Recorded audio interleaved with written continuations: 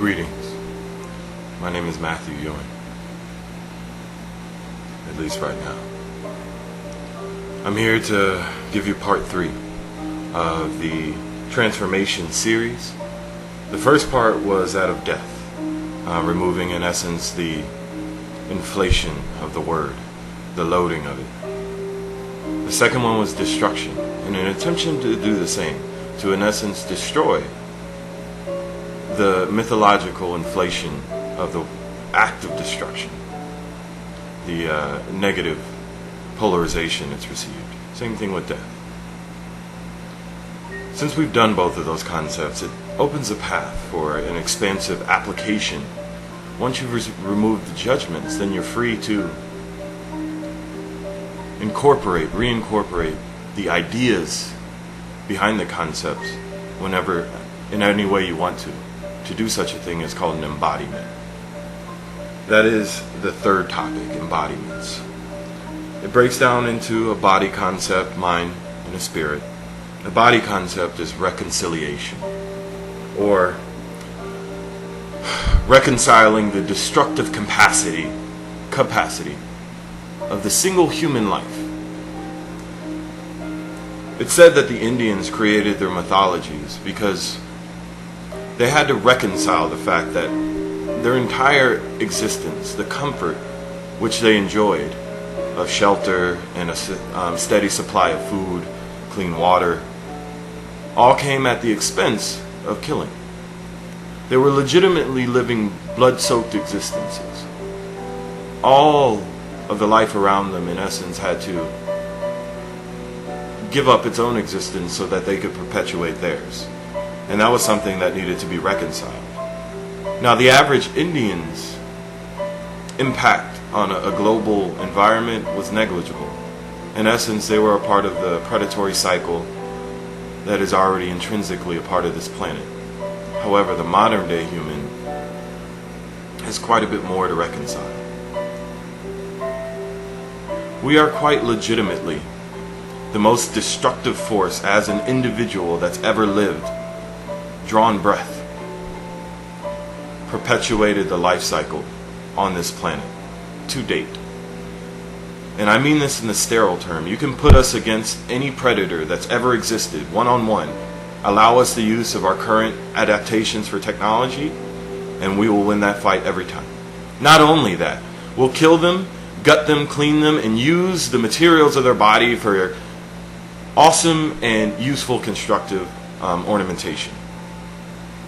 That's how deadly and dangerous we are as a species. We don't even replicate the life cycle or the maliciousness, let's say, of natural predation, which kills only to eat. We kill out of a sense of entitlement, in essence. Even those who try and escape it by rejecting violence fail to realize that as a human, you are legitimately a consumer while you're here. You consume more than any other species because you have a greater application, a greater capacity than any other species. Once you can embody that cycle, once you can understand it within yourself, then you can realign yourself with a natural pattern of living as a reconciled predator. You've never, you've never seen a wild thing that was ashamed of itself or felt guilty. We are as much a part of nature, an outgrowth of nature, as any animal that's ever existed. However, we are given something an order of magnitude greater, which is the ability to choose.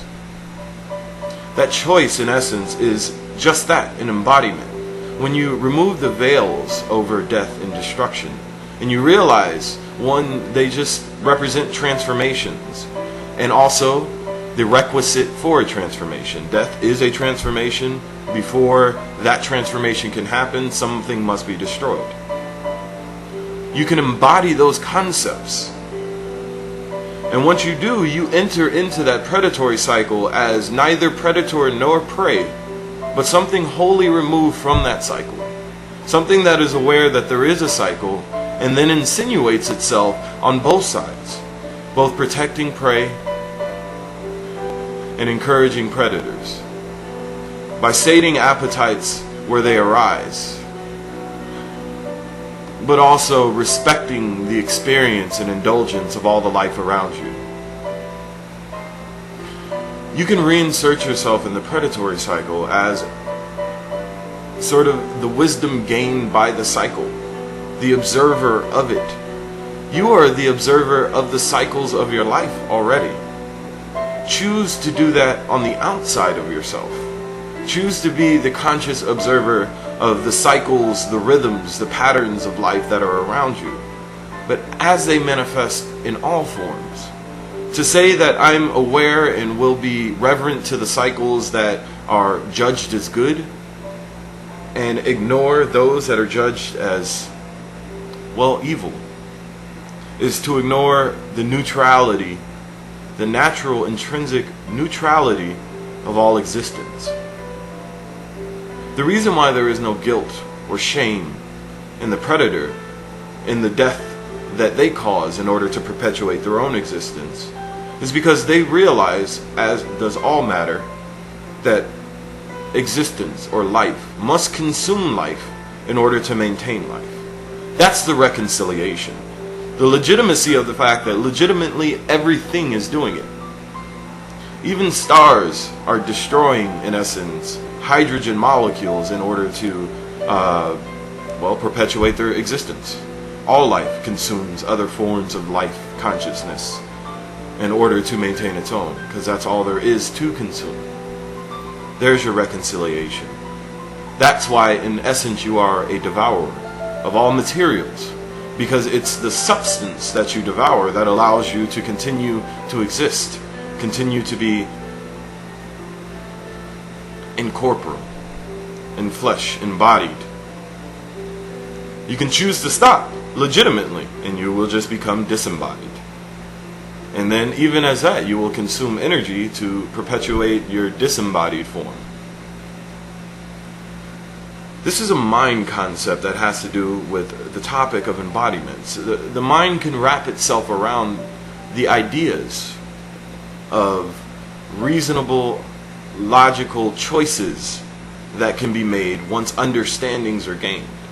The mind concepts have to do with wisdom. In essence, perceiving information, drawing an understanding from them, and then creatively choosing how to apply those understandings, realizing that there's no judgment, there's no right or wrong, there's simply experience. Once you get to those concepts, then you become an embodiment that is sorely needed on this planet. You become the adversary, the potentiator, the conflict starter, the one who is instigating the changes that are the perpetual unfolding nature of this reality. Evolution is a spurred process. Often evolution happens because of massive changes in the environment. Note the evolution of this planet. Every time that a major boom of new times, new forms of life, new forms of existence came into being on this planet, it's because of a massive destructive cycle that necessitated growth, change, adaptation to new extremes of environment. And the predatory life, or all life, both predator and prey, and the third portion, had to adapt. They had to evolve. They had to grow from a change that was forced upon them. The change itself is the adversary I speak of, the meteor that hit the planet, necessitating the death, dying off of all of the major dominant species and allowing for the birth of a subservient mammalian species that then came to awareness of themselves. That process could not have happened had not the adversary paid a visit in the form of a meteor and a supervolcano and a massive change in environment brought on by these two things, these two actions that happen coincidentally, simultaneously. No coincidence about it. Once you understand what happened there, outside of the morality of, oh, it's sad that all of those forms of life died off at once, instead of doing it in a gradual pattern. All life dies. That it died in an instant, it's no more catastrophic. in a universal scale than if it would have died prolonged existences. We've killed off tons of species since we've been here. That's exactly my point. The necessity to reconcile that we are in fact the deadliest embodiment that has ever visited this planet allows you to then realize that you've become the adversary. You've become the comet. You've become the massive change in environment. We call it global warming. We're a subtle species, so we do things in essence a drop at a time, but they have the cumulative effect. See, the adversary, when pointing at that which is whole fruit, life-giving substance, is a self-destructive thing, and that's what we become. The adversary that is in essence a scourge, a bane to all of the other forms of life that are here, because we've been pointing our destructive and death-oriented talents at life up to this point. That might seem an extreme statement, but not really. Look at what our capitalist machine is, in essence. It looks for more efficient and practical ways to continue to reap the materials of this earth in more efficient and profitable ways. Into none of that is the idea of hesitation or equanimity, balance, and observance of the natural cycle. See, what we've become by being the adversary unchecked is the most destructive force that we've ever come across, which is that of a virus. It's said in the Matrix, but it holds true if you're willing to judge it without morality. We do replicate far more than we should. We do consume far more than we need. And in that sense, like the unthinking virus, we're replicating and consuming at such a pattern that we're going to destroy our host's ability to continue to support our existence. Our Earth is finite, but she's also intelligent and completely aware of what we're doing, completely aware of who we are, and also proud of the fact that we are the adversary. We are the chosen embodiment of destruction and death, because we can then point it at those things that time had come, that legitimately have existed long enough to gain the wisdom provided by that existence, and it's time for them to move on. There is no guilt or remorse in euthanizing individuals who are ready to pass on. Euthanizing ideas and concepts that are ready to pass on, whose time has come. Which brings us to a totality concept. Totality gives me the opportunity to step back, to be that active observer that is neither the adversary nor the cycle that's being enacted. Not even the material substance and how it's being affected. I'm not that.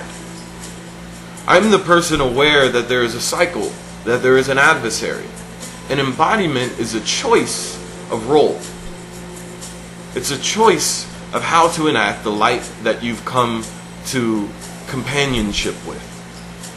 When a star is born, it collects all of the consciousness in the gas cloud that has been there. And legitimately, we don't know scientifically what makes certain pockets of that gas cloud decide to come together. And it comes together in such a tight packed form that friction is generated, and eventually it ignites. When it's ready to move out on its own, the cloud then rings it in basic materials for existence, all of the substance, the heavy elements that planets are created from, and it moves it out into the void. The light then settles out how it will, and the dance continues. The light, the star at the middle, decides, legitimately chooses to be the adversary in order to allow life to potentiate in a certain form. And once it does, then it becomes a guardian, a tester, a motivator to continue to grow, much like our sun does for us, much like the sun within us does for our body. We are the adversary. Embody the choice to be here, and all that that implies. Understand what it means to be human. Accept all of the implications, and then go, and then live. I leave you here. Adonai.